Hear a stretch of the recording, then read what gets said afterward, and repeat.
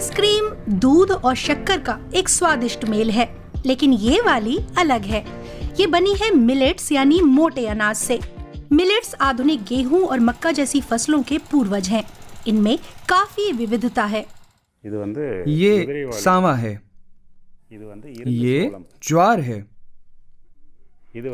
ये कंगनी है और ये है कोदो। इस इलाके में इनकी खेती की जाती है। पिछले 40 साल में मोटे अनाज वाकई कम हो गए हैं।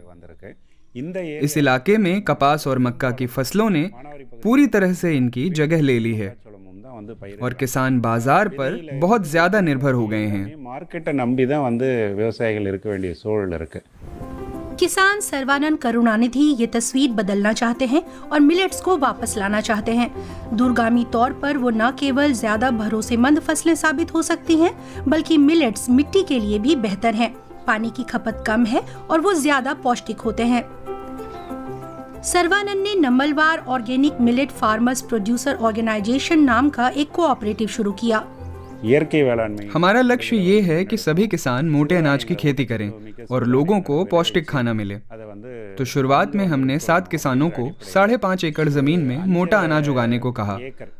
आज हम 100 एकड़ में इसकी खेती कर रहे हैं। शुरू में जागरूकता बढ़ाने के लिए हम कई गांवों में बैठकें आयोजित करते थे, लेकिन अब किसान स्वेच्छा से ऐसा कर रहे हैं। हम सर्वानंद के साथ एक ऐसा ही खेत देखने गए। बाकी कई खेतों की तरह इसमें भी अच्छी बारिश होने पर नकदी फसलों की खूब पैदावार होती थी, लेकिन बारिश न होने पर नुकसान होता था। बरसात अब ज्यादा अस्थिर होती जा रही है। ऐसे में किसान भानुमति ऐसी फसल उगाना चाहती थी जो ज्यादा टिकाऊ और नियमित हो। ये इरंग मक्का है। हमने पूरे खेत में यही बोया है। हम इसे रोजमर्रा के खाने में इस्तेमाल कर सकते हैं क्योंकि ये बहुत पौष्टिक है। हम ये गाय को भी खिलाते हैं जिससे वो ज्यादा दूध देती है। फसल काटते समय हम मक्का पीस भी देते हैं। उससे हम भात, उपमा, पोंगल और तमाम तरह का खाना बना सकते हैं। हर कोई इसे खा सकता है और ये बच्चों बूढ़ों सबके लिए सेहतमंद है। इस बार हमने मिलेट्स पीस कर उससे दिवाली की मिठाइयाँ और मुरुक्कू और लड्डू जैसे पकवान बनाए। भानुमति और अन्य महिला किसान साथ मिलकर काम करती हैं और अपनी फसल सीधे कोऑपरेटिव को बेचती हैं। वो उसे पैक करके कई शहरों में ग्राहकों को बेचते हैं।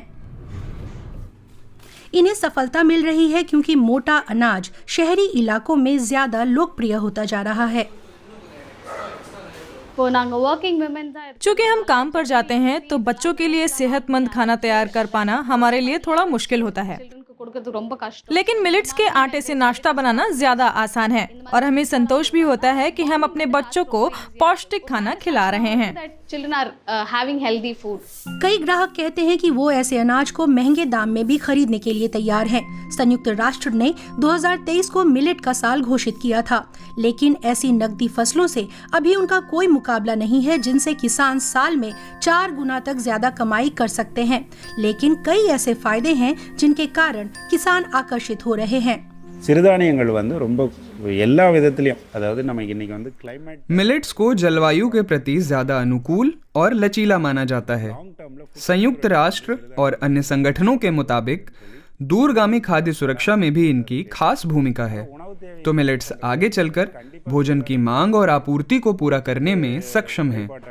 और चूंकि ये पोषक तत्वों से भरपूर होते हैं, तो ये लोगों में पोषण से जुड़ी कमी दूर करने में मदद कर सकते हैं। अगर सरकार का अच्छा समर्थन मिले तो किसान मिलेट की खेती के लिए तैयार हैं।